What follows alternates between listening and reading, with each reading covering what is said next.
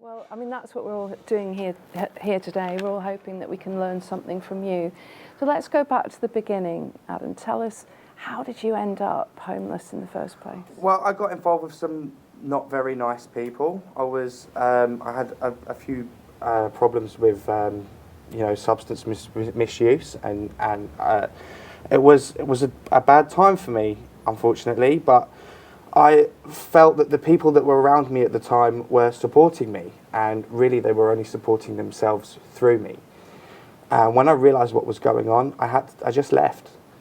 I moved halfway up the country to get away from the situation that I was in, and stuck it out. So what brought you to the Northwest then? Because you didn't really have a connection. Well, initially I was looking for cheaper housing. I found a landlord online in Stoke, who was based in Stoke-on-Trent, and I jumped on the train. I phoned them up before I jumped on the train. I said, "Look, I've got the money. I can move in. I'll come and pay you everything I've got. Will you give me keys within sort of 10 days? Because I haven't got that much extra. I'm going to be staying in a hotel while you sort everything out, do all the paperwork." They said, "Yeah, no problem, jump on the train." So I jumped on the train, and I was defrauded for about £3,000.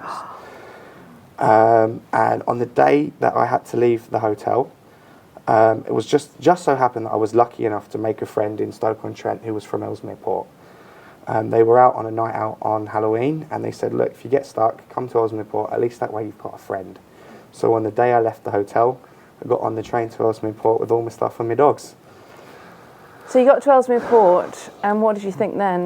How did you think you were going to live then? Well, I'd already made plans to be homeless. I'd already ordered and paid for a tent and picked up from Halfords the next day. My friend who had invited us to Ellesmere Port put us up for a week while we looked for a suitable place to pitch the tent. So basically you spent everything that you had preparing to be homeless. Everything that I had left at the end of it, preparing to be homeless and live the homeless lifestyle. But where did you go? Initially we moved to an area of Ellesmere Port known as the Hope Farm. There's a meadow sort of local air park area there. I stayed there for almost 8 weeks before the council caught wind of the fact that I was staying there. And they placed a stake in the ground with a laminated sign on it that said, "You're occupying this land illegally, please move. If you don't move within," I think they said 72 hours, "if you don't move within 72 hours, we will move your tent for you." So I packed it up and I moved it. I had nowhere to move it to at the time. I presented myself to the Four Futures Hub in Ellesmere Port, and unfortunately we were only 8 weeks into our 6-month waiting period, because no local connection means they couldn't do very much for us. But luckily I met someone outside the hub who was also sleeping rough locally, and he said to me, "I've got a bridge and you're welcome to share it with me." And where was that bridge? The bridge is just by the Rossmore Industrial Estate in Ellesmere Port. Motorway bridge? Motorway bridge that leads onto the M53 by the bit large roundabout there. I know that roundabout, yeah. I slept just under that bridge Right. for close to 7 months. And at its worst, what was that like? Wet and uncomfortable, if I'm honest. At the point, there was a point where the winds were the worst, to be honest. When the winds whipped through the tunnel, they almost ripped the tents apart. So by the time we were leaving, the tents were in no condition to have been, if you'd have moved them, they'd have broke, basically. So how low did you get at that point? Very, to be honest. If I didn't have my, who I call my brother, and my dogs, I wouldn't be here today. I would have ended it myself, I'm telling you. Well, tell me about your dogs, because they obviously helped get you through it. They did. They are my babies. I've got a mum and daughter. I've had mum since she was 7 weeks. That's Sparkle? Sparkle, yeah. She's fantastic. Initially, I didn't even want a dog. My then partner wanted a dog. And I said, "Look, okay, I'll get you a dog, no problem." And I fell in love on day one. She was mine. And how much did that help you get through the tough times? Oh, incredible, definitely. I'm telling you, if I didn't have them, I would have froze to death before I'd have killed myself. But did you feel you had to keep going for them? Yeah, definitely. If I wasn't there, what are they going to do? And did that make it more difficult to get accommodation? It made it more difficult for me to find a landlord that was willing to take me. Two staffies is always difficult. There's a big stigma around staffies. People think that they're, brutish, aggressive types.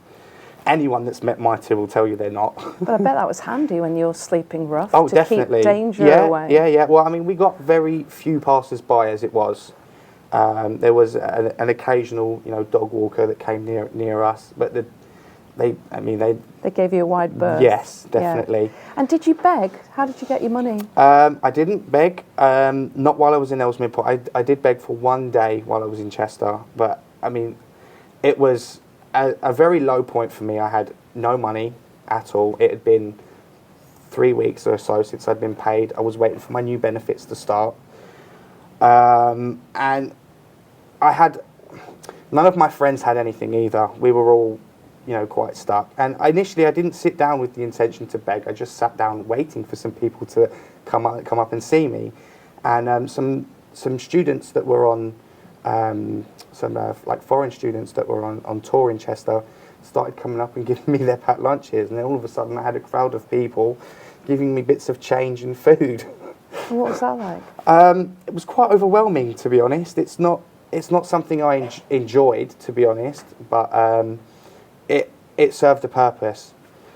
But you like to keep below the radar. I do, yeah. I do, and I did. I'm quite a closed person as it is. I keep myself to myself and have my close network of friends, and that's pretty much it. You said that you like to be thought of as the invisible homeless man. Yeah, well, I mean, a problem you can't see is a problem that's not there in most people's minds. So if I'm, if it's not a problem, then if it's not a problem to the public, then it's not a problem to me as a homeless person. So you just like to keep out of the way and invisible. Yeah. Well, look, there are a lot of people in this room who know a heck of a lot about this subject, so I'm obviously going to bring them in first. But I think the really important bit here is, how did you manage to turn things around? Obviously, somebody reached out to help you at some point, but it must have taken an enormous amount for you to trust them. It took time, to be honest, but I had a lot of contact with the For Futures outreach team. I had someone from their team come out to me about once every 2 weeks. So how did that first start? Who was the first person? I remember Chris Quince Black, who runs the outreach in Chester, and I remember on a separate occasion Kay as well. And what was it about them that you thought, I'm going to let these people in? Their gentle nature. I mean, they stood 12 feet away from our tent, maybe more, and called. They knew that myself and my brother were there. They knew we had dogs. They came and they were calm, and it wasn't dead early in the morning. I weren't groggy and grouchy, and it was that they'd taken the time to come and find us and be nice about it and say, "Are you guys okay?" Good question. Good question to be asked if you're okay, rather than move on or get out of here. Yeah. And I've interacted with a lot of services all over the country, be it for all kinds of different problems, be it homelessness or drugs, mental health, and I found that the team here are the first that I've been able to make a connection with, because they have real experience. They've been there. And then what happened? Who else helped you? Well, after we waited, which unfortunately is standard protocol no matter where you are in the country. How long was that wait? 6 months for the local connection, because we were from out of area. Right.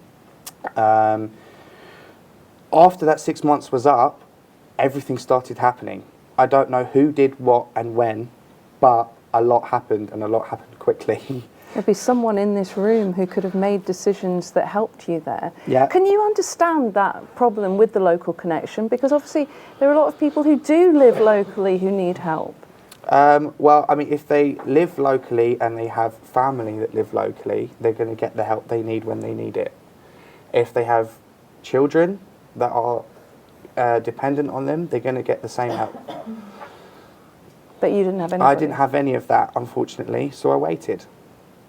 And then, did you get medical help as well? I was still in contact with my GP down from the South Coast, who were quite amenable to the fact that I was struggling with my housing situation, and they would fax up prescriptions for me to any local pharmacy as long as I provided the address and everything.